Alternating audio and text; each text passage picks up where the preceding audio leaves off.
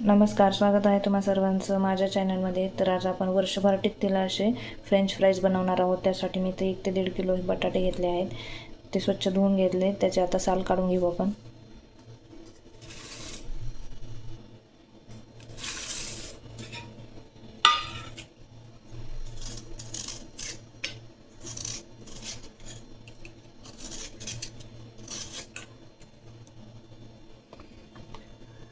अशा प्रकारे आपण सर्व बटाट्याचे साल काढून घेऊ. बघा, इथं पूर्ण बटाट्याचे मी साल काढून घेतले आहे. आता आपल्याला हे बटाटे जसे फ्रेंच फ्राईज असतात त्या पद्धतीनं कट करून घ्यायचे आहेत.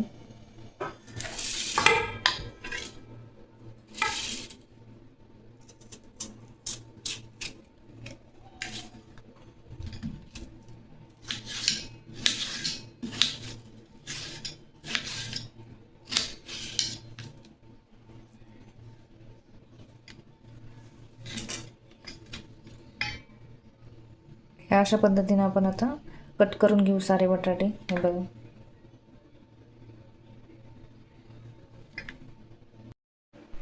तर बघा मी हे पूर्ण फ्रेंच फ्राईज कट करून घेतले आहेत आणि 3 ते 4 वेळेस स्वच्छ पाण्याने धुवून घेतले आहेत. आता आपल्याला याला वाफवून घ्यायचं आहे.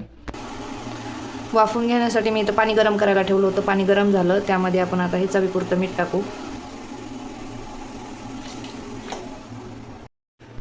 पाणी गरम झालं, आपण आता हे फ्रेंच फ्राईज सगळे पाण्यात टाकून घेऊ. बघा, सर्व फ्रेंच फ्राईज मी पातेल्यात टाकून ठेवले आहेत.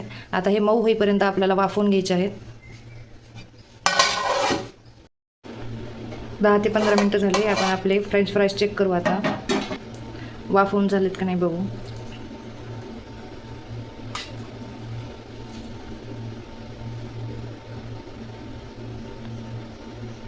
बघा, आपले फ्रेंच फ्राईज वाफवून झाले आहेत. आता आपण हे पाण्यातून काढून घेऊ आणि सुकायला ठेवू.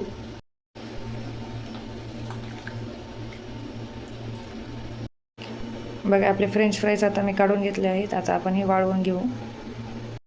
फ्रेंच फ्राईज मी आता उन्हात सुकवून ठेवले आहेत. आता हे 2 ते 3 दिवस कडक उन्हात वाळून घ्यायचे. मग तयार होतील आपले वर्षभर साठवलेले फ्रेंच फ्राईज. बघा, आपलं बटाट्याचे फ्रेंच फ्राईज मी हे 2 ते 3 दिवस उन्हात सुकवून घेतले आहेत. आता आपण याला तळून पाहू. तळण्यासाठी मी तेल गरम करायला ठेवलं होतं. तेल गरम झालं, आपण तळून घेऊ.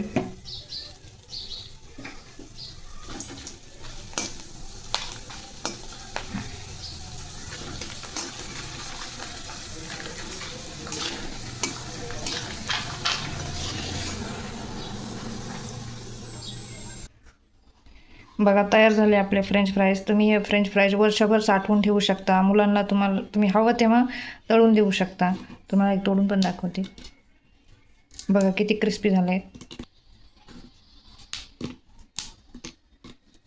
तुम्ही असे फ्रेंच फ्राईज नक्की बनवून बघा.